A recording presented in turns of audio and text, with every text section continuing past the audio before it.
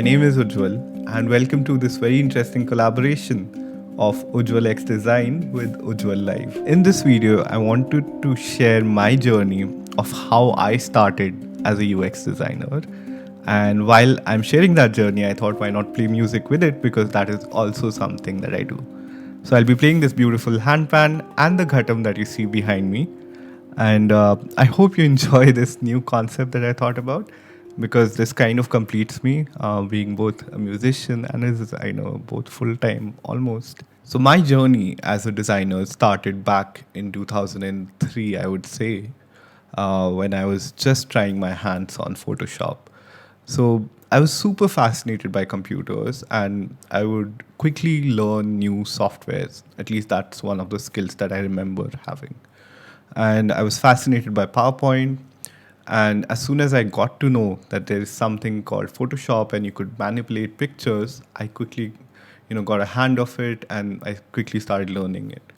And another, kind of reason for learning Photoshop was also to, act cool in my school.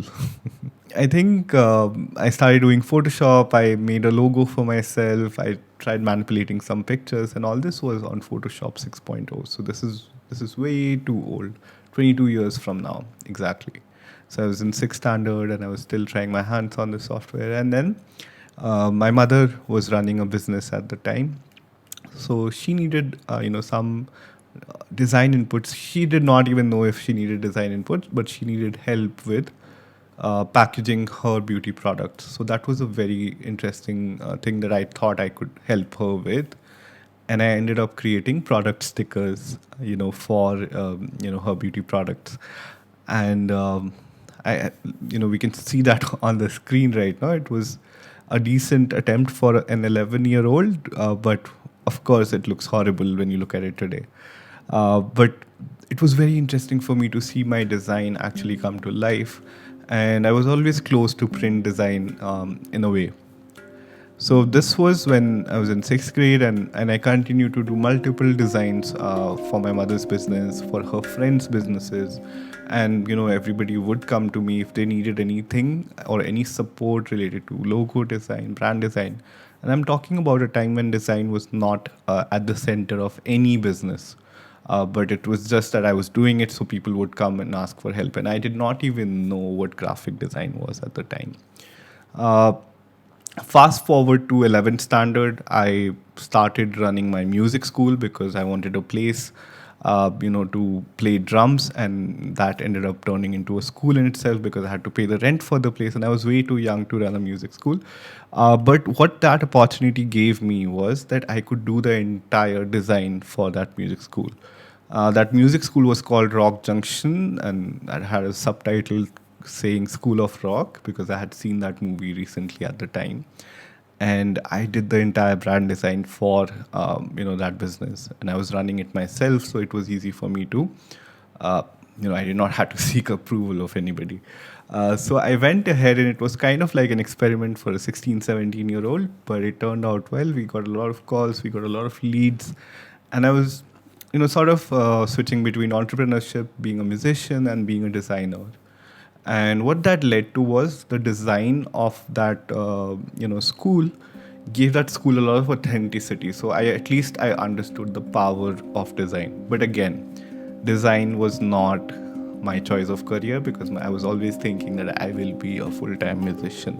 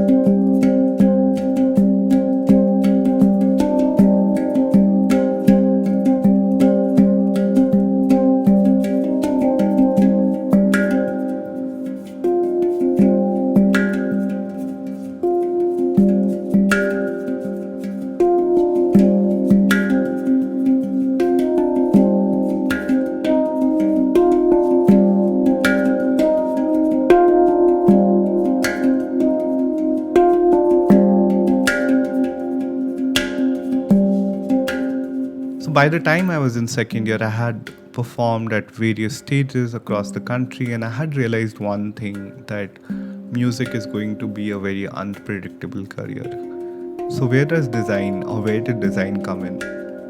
I remember there was this one time when my band was recording our own album, and we were in this house in Dehradun where we had decided that we would stay for 15 days and record our entire album in those 15 days. So the producers who were with us were from a very popular band called Peter Cat Recording Company, and one of the members of the band, actually, in fact, two of them, one would design the posters of the band, and the other would design stuff for the band, but also do design freelance on the side. So that gave me this idea that design is something that I'm also doing, or I have also done in the past, and why not think of maybe graphic design as something that could pay me apart from my music. So thinking all of that, I came back from Dehradun, and I started looking up courses that I could do alongside my graduation, and I got this 1 year program from NIFT Delhi. I got myself enrolled, and what that course did for me was opened up design for the very first time in my life. I got to know about interaction design, I got to know about interface design, I got to know about design terminologies, and there was nothing about user experience at all. But it was just design in its purest form.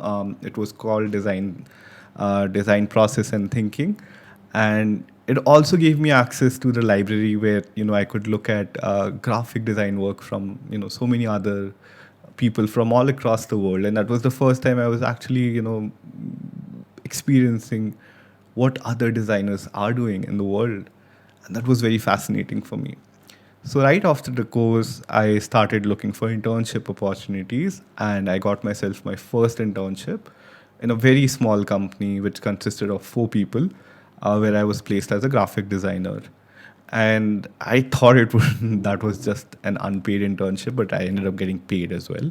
So that was quite cool for, again, a 20-year-old. But yeah, that's where I kind of started, and I took a backseat from music, thinking that I'll try to make a career in design, and maybe parallelly music can also keep on happening as it is. Now, within that company, I was making banners, I was making posters, and then suddenly they wanted to make an in-house app. Now, when they were building that app, they did not have any design apart from me, so they asked me to do UI UX work, and that was my first UI project, and that's how I got in. But the first project that I did gave me such satisfaction that I realized, this is something that is actually interesting. This is something that matches my skill, and this involves real problem solving. And this was a project back in 2014. It was a tablet application, and that application, I'm not sure even got developed. But that's when I got my first experience. And that the company that I was interning at, they asked another company to develop that app for them. And that company then called me after that internship ended, that they wanted designs for more of their products that they had in hand.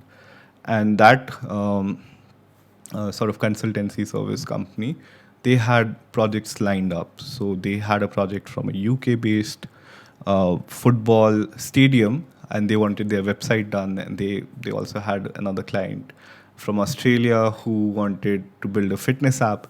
So I suddenly got a lot of exposure, and I was also talking to the people who were owners, the clients, and I was explaining my design to them. So that was a very interesting exposure for a very early designer, and that's how I got in.